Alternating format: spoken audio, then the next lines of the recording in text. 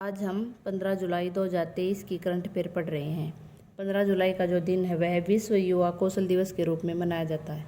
हमारा आज का फर्स्ट क्वेश्चन है, हाल ही में किस राज्य के मुख्यमंत्री ने औद्योगिक प्रोत्साहन के लिए प्रोत्साहन पैकेज की घोषणा की है? तो इसका जो आंसर है वो है छत्तीसगढ़। छत्तीसगढ़ के मुख्यमंत्री भूपेश बघेल ने छत्तीसगढ़ के बंद व घाटे वाले उद्योगों के लिए यह प्रोत्साहन जो पैकेज है इसकी घोषणा की है। अब हम छत्तीसगढ़ राज्य के बारे में पढ़ते हैं। छत्तीसगढ़ राज्य की जो कैपिटल है वो है रायपुर।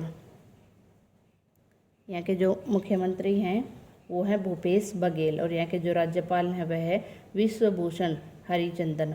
और अभी हाल ही में यहाँ के उप मुख्यमंत्री बने हैं वो बने हैं टी.एस. सिंहदेव।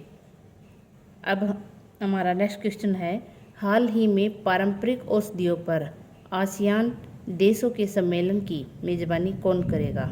तो इसका जो हमारा आंसर है वो है भारत। भारत आसियान देशों की पारंपरिक औषधियों पर जो सम्मेलन है उसकी बैठक करने जा रहा है। ये जो बैठक है ये 20 जुलाई को होगी। अब हम भारत के बारे में पढ़ते हैं। भारत की जो कैपिटल है वो है नई दिल्ली। भारत के प्रधानमंत्री हैं नरेंद्र मोदी और यहाँ की जो राष्ट्रपति है वो है द्रौपदी मुर्मू। भारत देश का जो क्षेत्रफल है वो है 32,87,263 वर्ग किलोमीटर। भारत देश की जो सीमा है वह है पश्चिम में पाकिस्तान, उत्तर पूर्व में चीन, नेपाल, भूटान, पूर्व में बांग्लादेश, म्यांमार और दक्षिण में श्रीलंका से लगती है। भारत देश के अंदर 3 राष्ट्रीय जो दिवस हैं वो मनाए जाते हैं, 15 अगस्त, 26 जनवरी और 2 अक्टूबर। और भारत की जो मुद्रा है वो है भारतीय रुपया। अब हम भारत देश के बारे में इम्पोर्टेंट फैक्ट पढ़ते हैं। 60% वैश्विक मातृ मृत्यु दर वाले 10 देशों की सूची में भारत शीर्ष पर रहा है। श्रीलंका के पर्यटन क्षेत्र में भारत ने शीर्ष स्थान प्राप्त किया है। भारत ने म्यांमार में शीतवे बंदरगाह का संचालन शुरू किया है। और ICC पुरुष टेस्ट टीम रैंकिंग के अंदर जो भारत है वो शीर्ष पर रहा है। नंबर 1 टीम भारत की बनी है। यूरोप में रिफाइंड ईंधन का सबसे बड़ा आपूर्तिकर्ता भारत बना है। जो भारत है वो अपने वित्तीय ढांचे में सुधार कर रहा है। और अभी हाल ही में भारत ने कबड्डी प्रतियोगिता है वो जीती है। अब हमारा नेक्स्ट क्वेश्चन है, हाल ही में प्रधानमंत्री मोदी जी को किस देश के सर्वोच्च सम्मान Grand Cross of the Legion of Honour से सम्मानित किया गया है? तो इसका जो आंसर वो है फ्रांस। अभी हमारे देश के प्रधानमंत्री नरेंद्र मोदी अपनी 2 दिवसीय यात्रा पर फ्रांस गए हुए हैं। वे वहाँ की बेस्टिल परेड के विशिष्ट अतिथि के रूप में उन्हें वहाँ पर आमंत्रित किया गया था। तो वहाँ पर उन्हें Grand Cross of the Legion of Honour पुरस्कार से सम्मानित किया गया है। अब हम फ्रांस देश के बारे में पढ़ते हैं। फ्रांस देश की जो कैपिटल है वो है पेरिस और यहाँ की जो मुद्रा है वो है यूरो। और यहाँ के जो राष्ट्रपति हैं वो हैं एमानुएल मैक्रो।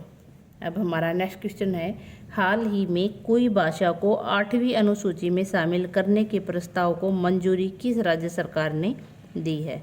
तो इसका जो हमारा आंसर है वो है ओडिशा। अब हम ओडिशा राज्य के बारे में पढ़ते हैं। ओडिशा की जो कैपिटल है वो है भुवनेश्वर। यहाँ के जो मुख्यमंत्री हैं वो हैं नवीन पटनायक और यहाँ के राज्यपाल है गणेशी लाल। अब हम ओडिशा राज्य के बारे में इम्पोर्टेंट फैक्ट पढ़ते हैं। यहाँ का जो राजकीय पशु है वो है सांबर, राजकीय वृक्ष बरगद, राजकीय फूल कमल और यहाँ पर उड़िया भाषा बोली जाती है। अभी हाल ही में ओडिशा सरकार ने आदर्श कॉलोनी पहल लॉन्च की है। बिहार के बाद ओडिशा के अंदर भारत का पिछड़ा वर्ग सर्वेक्षण शुरू हुआ है। ओडिशा के मुख्यमंत्री ने भारत का पहला heavy lift logistic drone launch किया है। और ओडिशा के मुख्यमंत्री ने 5T स्कूल ट्रांसफॉर्मेशन के तीसरे चरण की शुरुआत की है। और अभी हाल ही में ओडिशा के कपिलेश्वर मंदिर को ASI संरक्षित स्मारकों की सूची में शामिल किया जा रहा है। अब हमारा नेक्स्ट क्वेश्चन है, हाल ही में किस न्यायाधीश की नियुक्ति के साथ सर्वोच्च न्यायालय में न्यायाधीशों की जो संख्या है वो बढ़कर 33 हो गई है। तो इसका जो आंसर है वो है उज्ज्वल भुइया और एस वेंकट नारायण भट्टी। अभी हाल ही में इन 2 न्यायाधीशों की नियुक्तियां हुई हैं। इनकी जो नियुक्ति है वो राष्ट्रपति ने सुप्रीम कोर्ट के 2 न्यायाधीशों की नियुक्ति के रूप में इनकी नियुक्ति की है। तेलंगाना के मुख्य न्यायाधीश उज्ज्वल भुइया और केरल के मुख्य न्यायाधीश एस वेंकट नारायण भट्टी को राष्ट्रपति द्वारा सर्वोच्च न्यायालय के जजों के रूप में नियुक्त किया गया है। इन 2 नियुक्तियों से सर्वोच्च न्यायालय के जो न्यायाधीशों की संख्या है वो बढ़कर 33 हो गई है। सर्वोच्च न्यायालय के जो जज हैं उनकी संख्या ज़्यादा से ज़्यादा 34 हो सकती है। अब इनकी संख्या 33 हो गई है तो एक पद अब भी खाली है। इनको जो शपथ है वो कौन दिलाएगी? राष्ट्रपति। और हाई कोर्ट के जो जज होते हैं उनको शपथ कौन दिलाता है? राज्यपाल।